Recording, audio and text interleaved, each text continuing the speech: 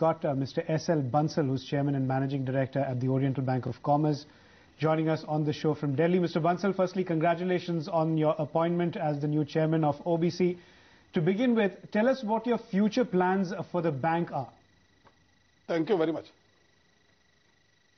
We'll go to the basic banking. You see, these are the testing times, and the banks are facing a lot of challenges in the sense liquidity is an issue, asset quality is an issue, and because in this testing time, the company's profits are coming down and the interest rates are also going up.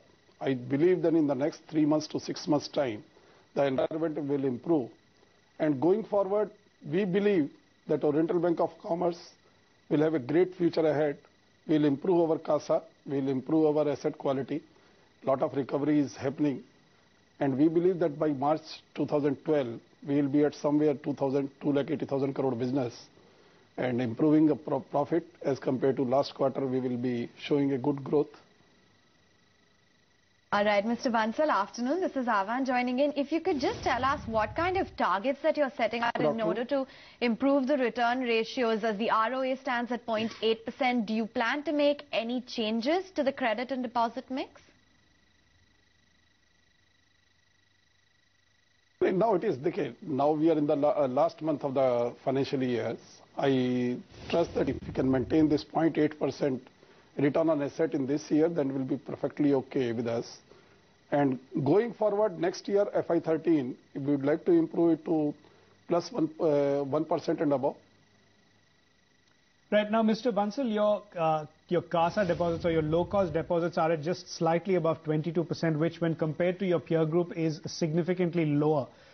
Is there a target that you have in mind as to where you'd like to take this to, and also give us a sense of what the outlook for your net interest margins are?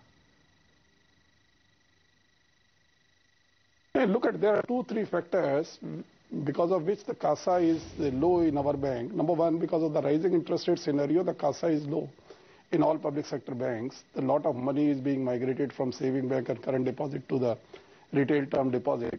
And our bank, predominantly North Indian based bank, where the large number of branches are in the metro and urban areas, where normally the CASA is low. But going forward, we believe that by March 12, we'll be having close to 24% CASA.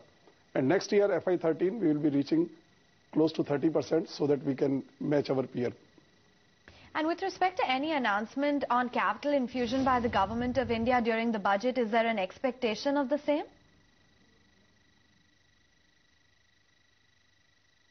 The Government of India may relax for this tax saving FDRs. Government of India may lower down this requirement for 5 year and above product. They may bring it down to 3%, 3 years.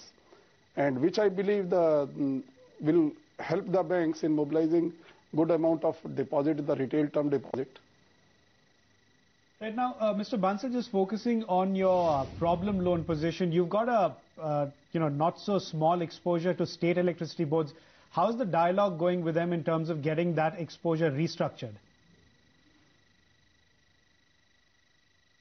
All these accounts are being restructured. We have got exposure in state electricity board in Rajasthan. We have got exposure in Haryana and as well as in Punjab. These assets are being restructured. We are in constant touch with the state government as well as other member banks. And I believe in the next 15 days' time, we will take suitable steps to take care of the health of the accounts. So would you say that by the end of the current financial year, you would, all your exposure to state electricity boards, in fact, the consortium's exposure would stand regularized because they'd have moved to the restructured account? Absolutely right. You will observe that these are the legacy problem. During the last 7-8 years, the tariffs have not gone up, and all these distribution companies, they are facing huge problems. Now the state governments have agreed to revise the tariff upwards. In a democratic setup, you cannot revise the tariff in one go. I think going forwards, everybody understands the that commercial decisions have to be taken. And I believe in the next 2 years' time, this problem will be over, but temporarily this problem will be over by restructuring of the various assets. And if you could, you've spoken about that sector, but if you could also just highlight any of the other sectors which you are seeing stress on your sheets for? Not particularly Oriental Bank of Commerce. There are stress sectors like textile and iron and steel. There is a stress on these sectors. Aviation, of course, everybody knows what is happening in that sector. Rest of the things are okay. Okay, and also your gross NPAs, they've doubled to close to 2.9%. How do you plan to reduce the same?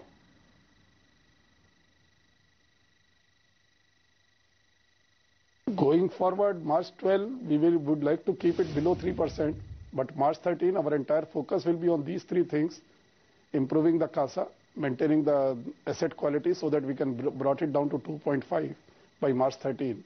If we can do that, then naturally our profitability will improve, and we can really earn a lot of profits for the stakeholders. Right. Now, Mr. Bansal, your capital adequacy ratio at present is comfortable. It's at about 12%. But going forward, and assuming you do grow at a rate, I mean, I don't know what rate you expect to grow at, but if you do grow in the high double-digit levels, how soon do you expect to go to market to raise additional capital? Yeah, look at this. This 12% capital adequacy ratio is in aggregate. If Tier 1 capital, you look at it, is beyond 10%. So a lot of headroom is available in Tier 2, number one. Number two, the first 9-month profit is not added to this 12% capital adequacy ratio. So as and when need arises, we will approach the market for raising Tier 2 capital. And we have got offer from the LIC and other institutions to subscribe to our shares. As and when need arises, we will approach government or various institutions and raise this Tier 2 capital also. So from capital point of view, we are very, very comfortable. Right. And lastly, Mr. Bansal, in the current quarter, the fourth quarter, are you seeing a substantial pickup in credit the way many other banks are? I don't think. Maybe some banks which you are talking, maybe they are rushing for reaching the balance sheet numbers. We are not for those rates. What we will look at is we want to stabilize our business, want to improve the bottom line. That is the message which we have given to our team members today. We want to improve CASA, maintain the asset quality so that the bottom line is protected.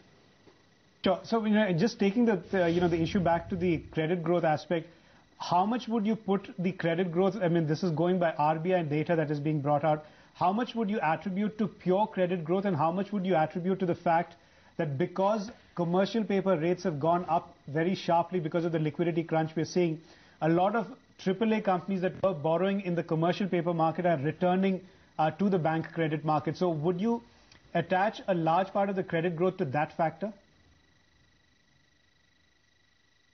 No, I'll speak about Oriental Bank of Commerce only.